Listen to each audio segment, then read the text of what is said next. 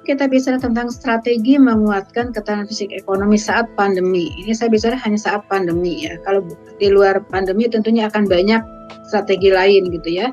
Nah, sore ini saya akan menyampaikan tentang yang strategi saat pandemi. Yang pertama, strategi agar pemenuhan kebutuhan pokok terpenuhi saja, itu yang harus dipenuhi, yaitu bagaimana memberikan bantuan sosial bagi keluarga miskin, rentan, tidak sejahtera. Ini menjadi suatu kewajiban agar jangan sampai ada yang kelaparan. Misalnya kejadian kemarin ya, ada ibu sampai meninggal karena 2 hari tidak makan begitu ya.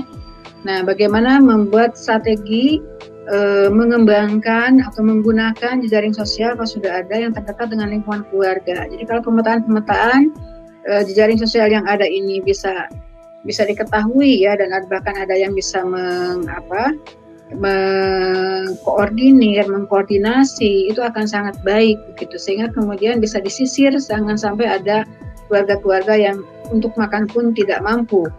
Jadi ini yang paling dasar.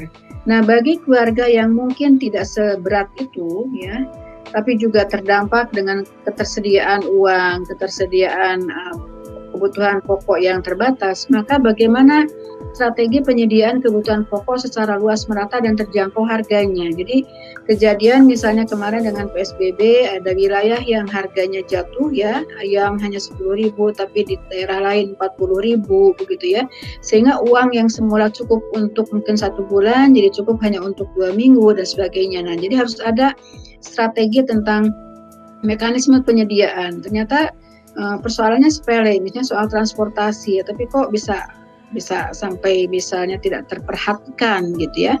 Nah, mungkin yang lain lagi adalah mekanisme pemanfaatan sumber daya lahan untuk ketahanan pangan. Jadi kita tidak tahu COVID ini sampai kapan, walaupun ada isu sekarang ini juga sudah mulai dilonggarkan, tapi kalau taruhlah misalnya masih ada beberapa bulan lagi dan kondisi penyediaan pangan itu akan terbatas, maka persoalan ketahanan pangan keluarga akan menjadi persoalan.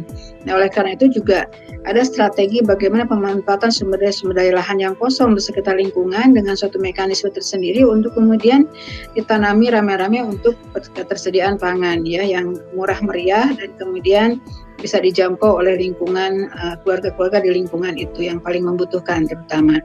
Nah, berikutnya adalah bantuan jejaring usaha dan pemasaran bagi keluarga pelaku usaha mikro dan kecil ya, dan juga mungkin penundaan dan peringanan beban usaha sehingga bisa tetap berjalan gitu ya, tapi tentunya dengan memenuhi ketentuan dengan social distancing atau physical distancing dan PSBB.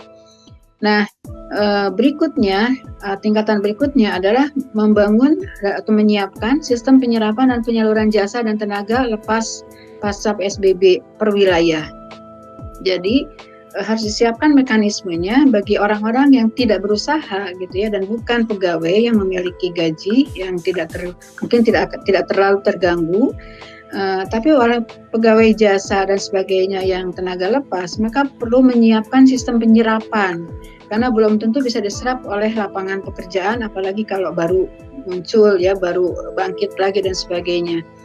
Nah, jadi mekanisme sepertinya kalau dalam kebencanaan ada namanya padat karya, ada cash transfer dan sebagainya, ini perlu disiapkan untuk menolong para keluarga sehingga ketahanan fisik ekonominya itu bisa terpelihara, bisa tertutupi.